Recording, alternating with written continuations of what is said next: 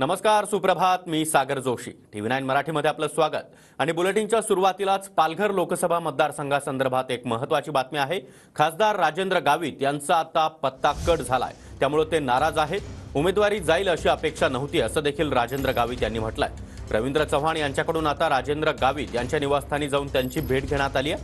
पालघरसाठी भाजपकडून विष्णू सावरा यांचे चिरंजीव हेमंत सावरा यांना उमेदवारी जाहीर करण्यात आली आहे. त्यामुळे राजेंद्र गावित हे मात्र नाराज आहेत.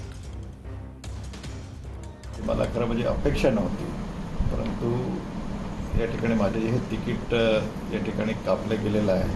निश्चितच मला दुःख जरी असलं पण तरीसुद्धा या बाबतीमध्ये माझे जे कार्यकर्ते आहेत त्या कार्यकर्त्यांबरोबर या ठिकाणी मी एक सविस्तर मी चर्चा करेन.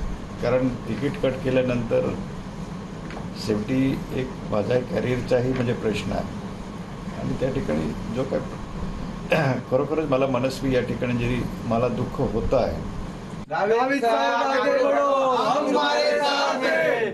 गावित साहेब आगे बढ़ो, हम तुम्हारे साथ हैं. गावित साहेब आगे बढ़ो, हम तुम्हारे साथ हैं. गावित साहेब आगे बढ़ो, हम तुम्हारे साथ हैं. गावित साहेब आगे बढ़ो.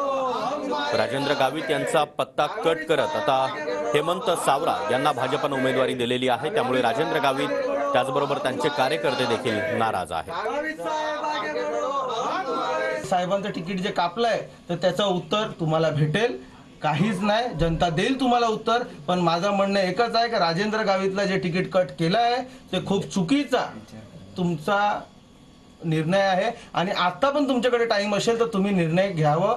आमच्या अपेक्षेच्या बाहेर जे काही घडलेलं आहे, आम्ही साहेबांना पालघर जिल्ह्यासाठी जवळून काम करताना पाहिलेलं आहे. स्वतःचं अन्न बाजूला ठेवून जो एक खासदार म्हणून मनुष्य शेकडो 200 लोकांना दिवसा भेटी देऊन स्वतःचं जेवण स्वतःची तब्येतीची काळजी न घेता हे जे काही साहेबांनी पालघर जिल्ह्याला जे दिलेलं आहे त्याचा परिणाम हा महायुती सरकारने उमेदवारी बदलून हा कुठेतरी आम्हाला चांगलाच भूदंड दिलेला आहे आणि या पालघर जिल्ह्याच्या सर्व या मतदारांना ह्याचा खूप मोठं नुकसान होणार आहे.